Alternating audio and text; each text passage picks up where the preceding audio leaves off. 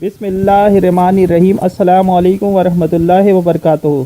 आज का हमारा टॉपिक है इनकम टैक्स। इनकम टैक्स क्या है? तो इनकम टैक्स पे डिस्कस करने से पहले सबसे पहले हम ये बात कर लेते हैं कि टैक्सेस क्या होते हैं। तो नाजरीन, टैक्सेस वो लाजमी ड्यूटी होती है या लाजमी लेवीज़ होती है जो गवर्नमेंट अपनी आवाम से लेती है, ताकि गवर्नमेंट इन ड्यूटीज़ को कलेक्ट करके और फिर से अपने अखराजात को चलाती है।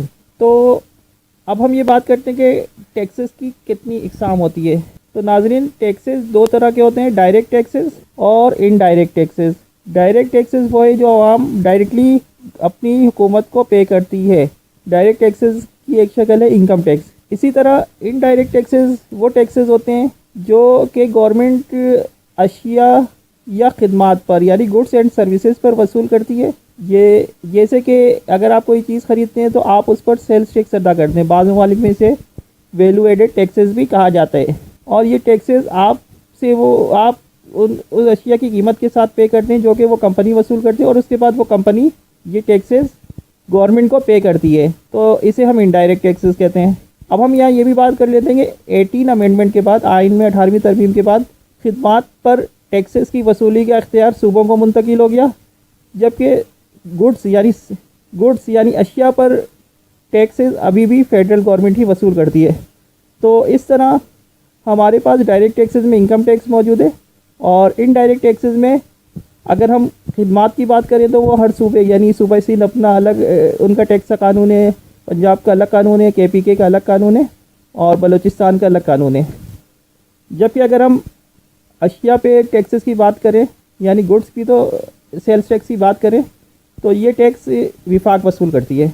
अब हम ये बात कर लेते हैं कि टैक्सेस की इनकम टैक्स किस तरीके से अदा किया जाता है। तो इस सिलसिले में ये है कि इनकम टैक्स आपकी इनकम पर लगता है, और यहाँ पे ये भी जानना ज़रूरी है कि हर तरह की इनकम पर टैक्स नहीं लगता, बल्कि सबसे पहले आपकी जो टोटल इनकम है उसमें कानून के तहत जो भी एग्जेम्पशन अलाउ होती है उसको हम माइनस कर लेते हैं।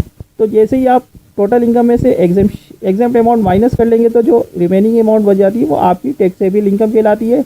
इस टैक्सेबल इनकम पर आप रेट अप्लाई करेंगे जो भी टैक्सेस के रेट होंगे, और उसके बाद अगर आपकी अमाउंट पॉजिटिव में आ रही है यानी कि अमाउंट कुछ कैलकुलेट होने के बाद आ रही है, फिर उसके बाद आप उसमें से अगर आपने ऑलरेडी कोई टैक्सेस पे कर दिए तो वो आप माइनस करेंगे, जिसके बाद जो भी पेएबल अमाउंट होगी वो टैक्स आपने जमा करवाना है।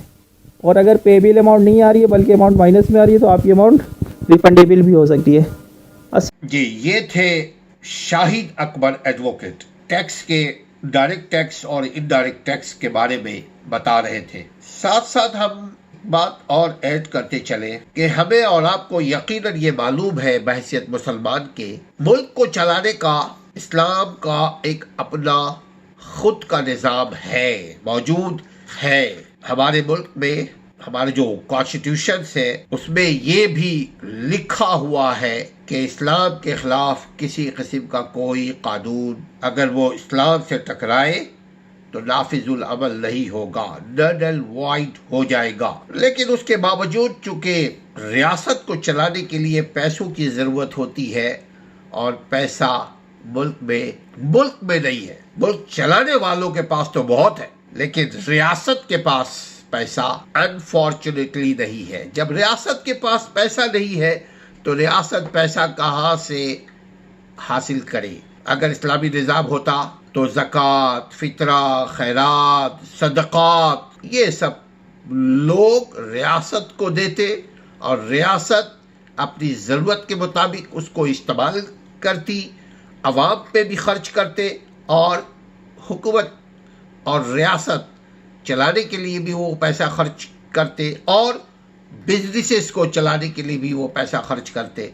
लेकिन कहते हैं कि हुक्मरान और अवाम दरअसल दोनों की सोच एक है। चूँकि इस्लामी निज़ाम अवाम भी नहीं चाहती, लिहाजा इस्लामी निज़ाम है भी नहीं मुल्क में। अगर अवाम चाहेगी तो निज़ाम रियासत में कायम होगा। देखिए, टैक्स देते रहिए। मुल्क को चलाने के लिए टैक्स का होना बहुत ज़रूरी है, देना बहुत ज़रूरी है, वो डायरेक्ट हो या इनडायरेक्ट। लेकिन इस वक्त कोरोना वायरस की वजह से गवर्नमेंट ने एक अच्छा काम किया है कि टैक्स रिलैक्सेशन, टैक्स में बढ़ात दिया है इस साल का। मगर उस गरीब मुल्क के लिए ये ऐसे ही है जैसे ऊंट के मुंह में जीरा।